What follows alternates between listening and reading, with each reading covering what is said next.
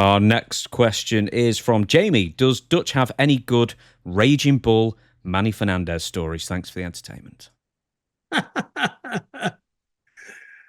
Where did I hear this story on Raging Bull? He did a Brian Lee too. I think he went to Puerto Rico,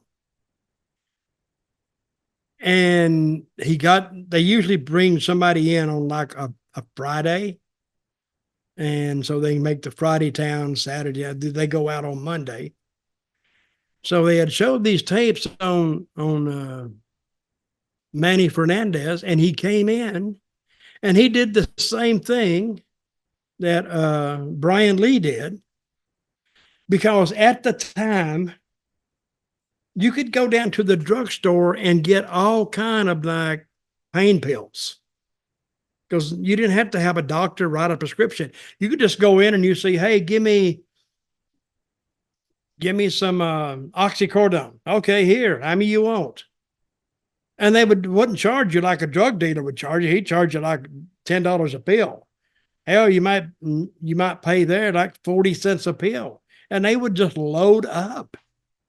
So they brought him in there, and he was booked for the whole weekend, Friday, Saturday, Sunday, and they didn't see him the whole weekend.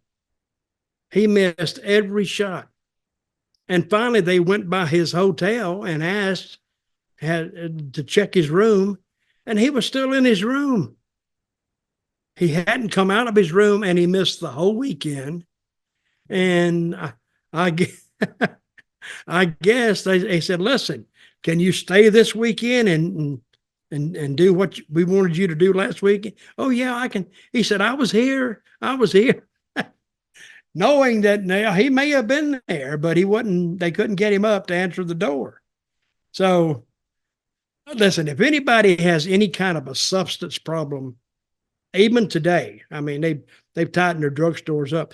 Even today, Puerto Rico is the wrong place to send them. All you got to do is go to this parts of San Juan and at any street corner and pick up all you need.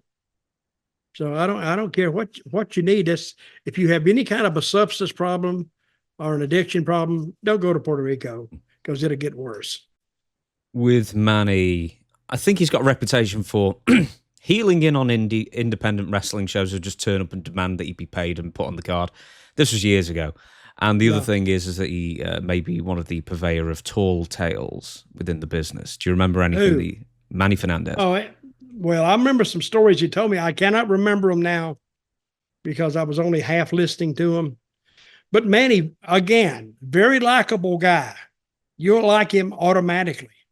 But when he would get drinking or under the influence of mind-altering substances, he got wild.